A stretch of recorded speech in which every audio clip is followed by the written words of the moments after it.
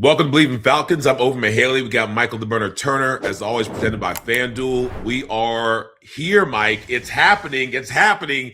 Michael Penix is cleared for practice games. He's live. I don't know exactly what it is, but he's cleared. So he's now doing 11 on 11s. Mm-hmm. The quarterback competition we've talked about the whole offseason is here. It's happening. It's now. And there's no better time because people, as we mentioned in the last podcast, they are not overwhelmed with excitement about Tua. Tua has not taken this job from Penix. He's been Tua, which, it is what it is. But now there's a real competition, and it's happening live and in color at Falcons training camp. What are your thoughts? My thoughts is, I see the non-excitement from the fans because, like, it was Tua's job to lose, right? It was like, you got a head start. All I got to do is impress first couple of weeks during training camp, and the job is yours. Mike wouldn't have had a chance, really. But just not just the games. I heard practice was kind of terrible too. So he hasn't taken the bull by the horns, man, and just like this is my team, or this is my team for right now, and let's just move forward. Let Michael get healthy, and we worry about that later. But right now, it's my team, and I don't think he really solidified that position, and left a little crack for Mike to come creep in. So yeah, he's live this week. Is he going to get game reps? That's the thing. It's Tua going to get game reps because he said the third game. Kevin Stefanski said the third game he's going to treat like a dress rehearsal. So I'm expecting some starters being there for a little bit. Yeah, the third game.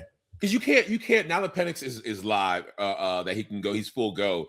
You can't throw him in there with some scrubs. You're gonna have to play the starters to see how he's gonna operate with Drake and Kyle and Bijan and everybody else. And you need that offensive line to protect like crazy. Last thing you want is all of that progress for him to get tweaked in preseason.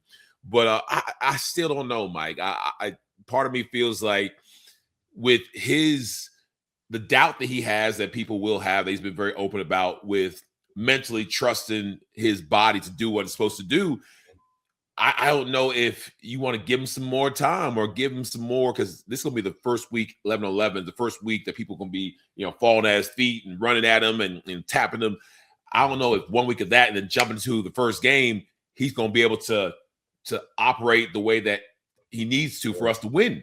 I think that let Tua do what Tua does, and we'll see how it goes. You ain't got to let it go 2, 3, 4, 5 games. We 0-5, but in the first couple of games, it doesn't work out, then put Penix in. That's just me personally. I'm just going off the dome. I don't think that throwing him in, regardless of how he does in preseason, is going to be the best way for Mike to show the best of Michael Penix. But what do I know? I don't know, man. But hey, the week 1 starter has not been named yet. Nope. It has not been named. So so it could be anybody, man. And is it gonna be Jack Strand? Is it gonna be about to say you Jack Strand? Because remember how terrible we looked week 1. Everything the sky was falling. Then week 2, so we put a whooping on the Colts last week, and now everybody's excited about Jack Strand. Jack Gunslinger Strand. People were saying that he is the Brett Favre that we could let get away if we just discount his uncovered greatness. Saying that we had Brett Favre right in our hands, we gave him away. He had the same build, some of the moxie and the excitement. And I'm like, it could be, it could not be. It's the 3rd and 4th string defenses that he's doing that on. I mean, it doesn't change his throws. He has some great throws, great placement. Poise was there, but it's different when you got those dogs on you. But I mean, he's shown more than Cooper Rush. Cooper Rush has, had more experience, obviously, but I think Jack Strand should be our 3rd string quarterback and keep him around, because you absolutely don't want him going to some other team and having a Brett Favre-like career, and you had him sitting there for cheap waiting in the wings. But I still feel like, it's better that we had a chance to show that we know what we're talking about. We know what we're doing. We're well coached. And than the first game, because Falcons fans were literally panicking. The sky was falling because it didn't look great. And I know it's preseason, but we mentioned I want to know that our twos can beat anybody else's twos. I want to know that our threes can beat anybody else's threes. And some of that is how you organize, how you coach, the culture of the team, how the old guys or the vets are making sure the young guys understand, like, we don't lose around here, like we win. And it was cool. The part I like the most is, I believe Coach gave them a hall pass on celebrating for one of the plays where they scored and everybody's running on the field. They got flags on everywhere. Coach was like, hey, we got to have fun playing football. We got to enjoy this. And hey, F the flag. We're going to, celebrate this. And it was obvious that they were given permission to have a good time. And I was like, I like that. I like that from Stefanski. I like the fact that he sees the energy where it wasn't where it needed to be. Energy matters. And I'm going to give my guys the ability to go out there and just enjoy this game of football. Oh yeah, that's the fun part of it. You get away with that during training camp, and that was showing maybe Kevin Stefanski like hit some personality a little bit, because everybody thinks he's like a stiff guy or whatever. They do, they really do. Yeah, but no, he's a cool guy. From what I say, from the little I've been around him, like just laid back, cool guy. You know what I'm saying? But just letting them let the players get hyped, get excited. Because we're not going to be a boring football team by any means. We're going to be entertaining. We don't know how the wins and losses going to pile up. I guarantee we're going to be. We have an idea, Mike. We have an idea, and it's not going to be good. We got some players that can make some plays. We've had players who can make plays for years, Michael. Let's stop the BS. We've had players who make plays for years. What we haven't had is a quarterback. I feel bad for the Drakes and the Bijans and even Kyle Pitts a little bit, because it doesn't matter how great your year is. We still on the losing end of the season. Okay. And so we need something different to happen. We need change. We need Barack Obama to come in here and give us some hope and change. Like, I don't know, Mike. Like, there are a lot of people who have given up. There's a lot of talk on the local radio shows about this might be a tank year. But there's also, as you mentioned, there's talk that this could be the opposite. This could be 2008. Yeah, listen to 680 today, and they was talking about this could be a 2008 year when like nobody expected anything from the Falcons, but we came in with a new head coach, new GM, new quarterback with Matt Ryan, me a tailback, and it was just me a fullback. You was there too. You was fresh, but you went straight out the plastic like we were. Like coming to Atlanta. True. Y'all was brand new. Y'all was brand spanking new. Yeah, but it was like one of those. He said it could be one of those years if they depend on the run game. We got the best running back in the league with Bijan Robinson. Lean heavy on him, just and be like a Mike Smith coach team. Don't beat ourselves. Yes, and that's what it was. And we had a chance to win every game. We didn't when we lost. We didn't get blown. We got probably blown out one game, maybe two. Yeah. But other than that, we was in every single football game, and it came down to us not making mistakes. Our defense wasn't like great, but they overachieved. That's was another thing you missed. Like they was opportunistic defense. You know what I'm saying? We had guys that was just making the right place at the right time, and like it could be one of those magical years, man. You never know. So I'm hoping there's one like that. Like I remember Mike Mularkey was like we got it right where we want him. Like I was like, Coach, we won 4 games last year. We don't want them. We want to be there. Right? We got it right where we want. Man, I love Mike Mularkey, man. We had him on like I think our first year 2 years ago. We need to get Mike back on. We need to get so great. So we do. Everybody's expecting enough from our quarterback position. But even got rumors of trade for Stetson Bennett. You know what I'm saying? That's how these rumors around the Falcons camp, man, is just crazy, man. So like we got Jack Strand. We're not gonna put him on practice squad because we don't know where else to pick him up. So we're not gonna. The odd man now is probably gonna be Cooper Rush. You know what I'm saying? Like we're gonna probably cut him and put him on practice squad, or maybe he'll just walk away. Period. But we'll see. Yeah, man. I like that 08 comparison. I think there's a chance that can happen. It's just we need Penix or Tua. I've gone back and forth from I think Tua's going to be the guy because he's got more experience and he's got a head start with Penix. I'm like, ooh, Penix got to be the guy because they got to see what they got in Penix, and Tua has been playing well, and maybe Tua. I really feel bad for the brother because as someone who's had concussions, you have had concussions, you know how the toll of that it's cumulative. Like I know right now that I feel different. I process different. My memory is different than what it was, halfway through my NFL career than what it was during my college career, than my high school career. That stuff adds up. And I wasn't a quarterback getting blindsided. I at least saw who I was going to hit. With Tua, with that stuff building up, and I'm not in his business. I'm just speculating. It's got to be crazy when you want your body to do something, to think something, to process something, and it's not doing what it wants to, as much as it wants to do, or at the level that you want it to do it at. And I'm not going to tell anybody to retire if they don't want to retire, but there are calls for Tua to retire after he had that big hit and his arms were curled up, and you felt bad for the brother. You're like, man, bro, you got the money. Like, let it go. But it's competitor to him. It's competitor of all of us. Like, if someone told me or you after a bad concussion, hey, Mike, hang it up, you're like, shit, me. Like, I ain't hanging it up. I got things to prove. So the brother has things to prove. I love a comeback story for him. I just could imagine that there is probably an internal battle about, like, how hard do you push yourself? How hard do you go? How many more hits do you take? With all that going on, along with that big old playbook, it's going to be a lot. So it's going to be an interesting quarterback battle. Tua and Penix both can surprise us. Both could, not meet the mark. But that's why we love football, because it's a male soap opera. We got some great storylines. We got some, chances for people to be the hero or the villain, and we'll see what happens. Definitely is going to be a hero, villain, and Jack Strand is like the sidekick waiting to win. He's waiting in. He's going to pop in there.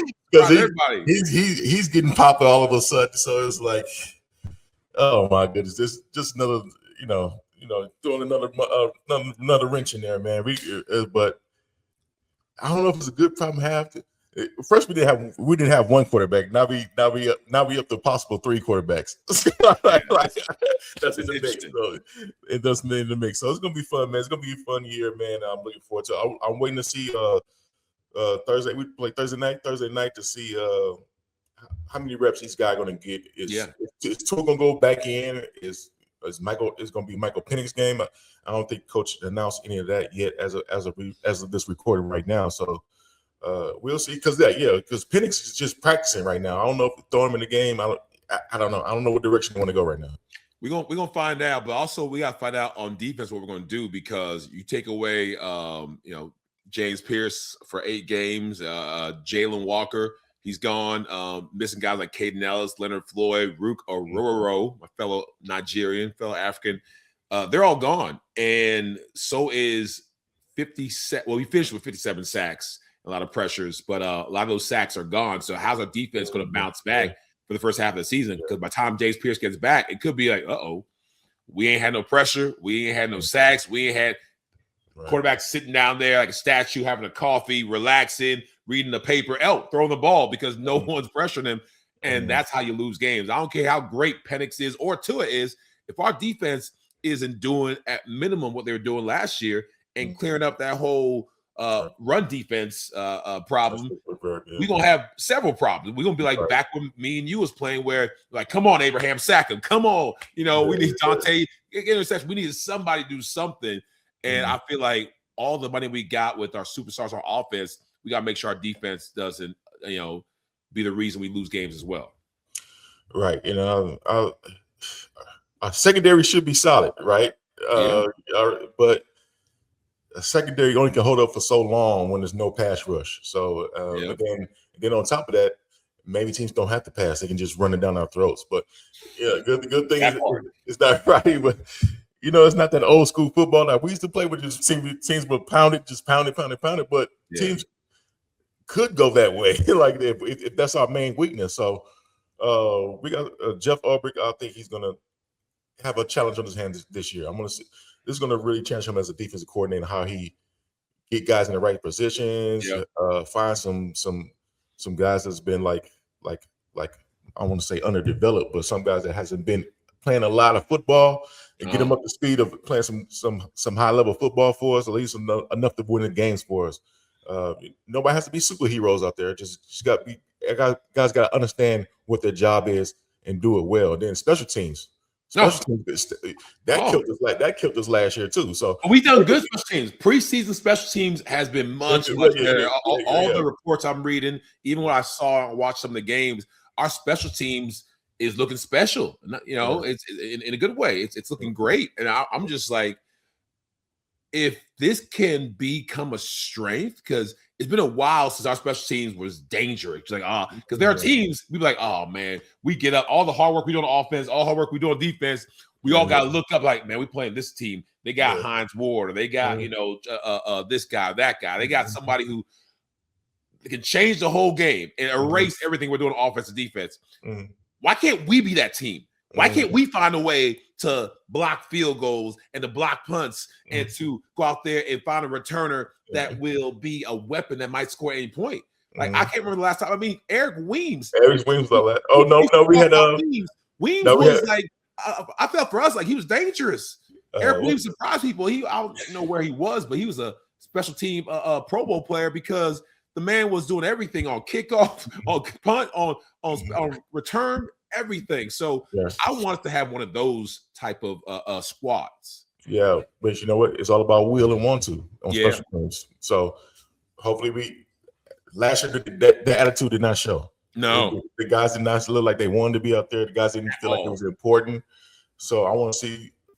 I'm expecting a whole new team out there. Period. First of all, as far as on special teams, and just different attitudes, man. The guys that care, and guys that sees that's important. Guys that was there from last year, knowing like, man, if we won this game on special teams alone, we would have been in the playoffs. We would have been division champs. So so that's some of the things you can look back on and be like, man, if we would have tweaked this, we would have just take it more seriously, we would have been a better football team. Hopefully these guys learn lessons from last couple of years, and just be difference makers out there, man, because y'all can actually win and lose ball games. It's for real. It's not a facade. No, 1,000%. And in closing, this again, Believe in Falcons presented by FanDuel. I love our FanDuel people. I think our odds are still 7.5 games to win. I forget the over under. Yeah, that's 7.5. Yeah, 7.5 games. But I think, are we going to win more than 7.5 games? Can we win 8 games? We won 8 games last year. We can win more, but we won 8 games the last 5 years. Yeah. It's not funny, but it's funny. Oh, we won 8 games last 5 years. That's Mike. Our division, I don't think it's getting any better. Our NFC South, we should be able to win this division every single year. No one scares me. I feel like the Panthers were a fluke last year, beating us twice. Well, speaking of Panthers, I was checking in Believe in Panthers. I'm giving a little shout out to them. Okay. They said 12-5 today. Who? Who did, Mike? Who? I'm gonna call him right now. Who said 12-5? Believe in Panthers. They said 12-5. They predicted 12-5 for the Panthers this year. I go Mojo Brooker. I know you effing lying. Ain't no 12-5. 12-5 behind. Get out of here. We got to go on their show to tell them how full of crap they are. 12-5. Ain't no way. I will put money. I will put my money. I will put my. Come here. I will put my dog up. So I put my dog up as collateral. Ain't no way I'm winning 12 games. Y'all win 12 games, y'all get my dog. It's not like that, but yeah, y'all win 12 games, y'all get Asher. That's that. Ain't no way. 12 wins. I just something to click. I said, what? Yeah. Hey, marijuana must be winning 12 games. It must be legal in North Carolina, man. It must be legal up there. No, they're smoking something. But you're right. We won 8 games last 5 years. I think we can win. Roddy said 11 games. I said 9 games. I'm being optimistic. 9 games. I mean, you gotta. I'm just waiting to see who the quarterback. I gotta see who the quarterback is, man. I gotta see who the quarterback is. People saying that we're going to tank. People saying they chose Tua because, we won a 1-year contract we moved from. People saying that Penix a lot of guys are not on 1-year contracts this year. Yeah, and that's why some of the stations and the local chatter are saying that, the Falcons are tanking and these aren't Matt Ryan's or Stefanski's people, which is true. Tua's not Matt Ryan or Stefanski's. Penix not Matt Ryan or Stefanski's. They may want – they definitely want to make their own mark, but they first want to see – if they can make what they have work. Because if they can make Penix work, not only is it going to be a nice stepping stone, and I rarely believe in tanking, and as a player, you're never going to get me to tank. Even the year we were terrible when Mike Vick had his thing in 2007, I wasn't trying to tank. Forget what y'all doing. I want to make sure my film looks good. I want to make sure I win, and I don't want to get my butt kicked on TV. Like, we're tanking? Okay, go ahead and pancake me. Go ahead and knock me around. I know tanking happens, but I don't know what player signs up to tank. So for Falcons fans who are on that, conspiracy theory, I get it kind of, but it's not happening. This team, this organization, Arthur Blank, we ain't trying to lose games on purpose for Arch Manning or whoever else is coming down the pipeline. We want to win. And I think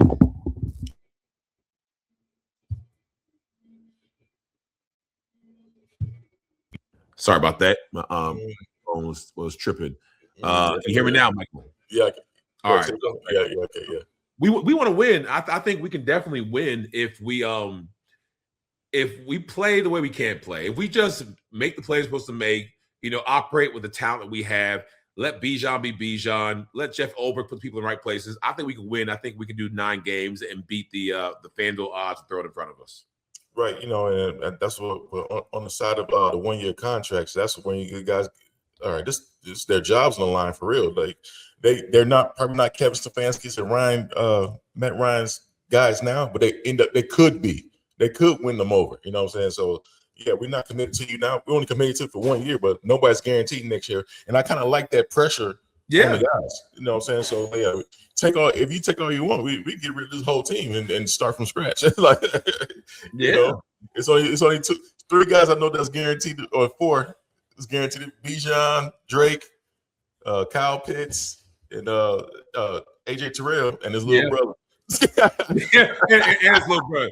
Can't get rid of him. Terrell is gonna be together for a good little bit. It's more guys, but I'm saying y'all get my gist. Like everybody's not guaranteed to be here next year, so that tanking is not gonna look good for everybody. No, I agree, man. But hey, we ain't got a tank because we're gonna win 9 wins. We're gonna win the division. We're gonna go to the playoffs and let something happen. But I think that has to be their goal. Like Super Bowl, that's a little bit it's a bit much, but just get to the winning dance. season.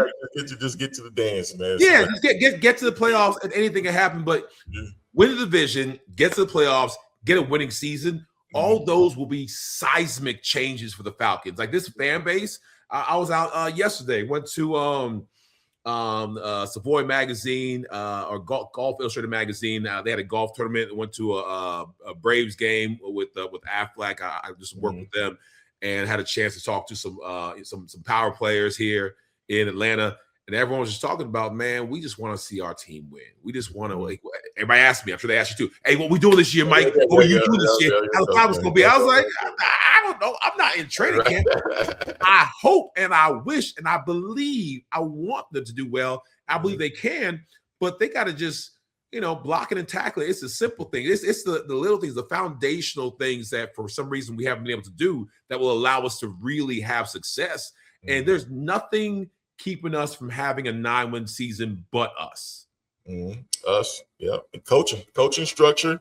I think that's been a problem that got exploited last couple of years. So, because like I said, we expect to be winning the division because the division has kind of been softer, but our coaching has been up to speed. In our maybe our front office has been up to speed. So now we overhauled everything. We're trying something new, Obi. We're trying something new. Let's see where it goes. Let's see where it goes. All right. Well, we'll wrap it up for today, man. Appreciate y'all always checking in, like, subscribe, do all that good stuff. I think also do the whole rating stuff. I think we're at like a 4.8, 4.9 out of 5. I heard that we're pretty good. You guys like us. That's a good thing. So we're ramping up for the season. We got 1 or 2 more spots for sponsors. So if you got a little HVAC company, you're a personal injury lawyer, you're somebody who wants to get to the millions of fans that me and Mike have, millions and millions of fans, they just don't all subscribe. Yes. Please hit us up, DM me or Mike, and let's talk because we enjoy this. We enjoy our team, and as always, we believe in Falcons, and so should you.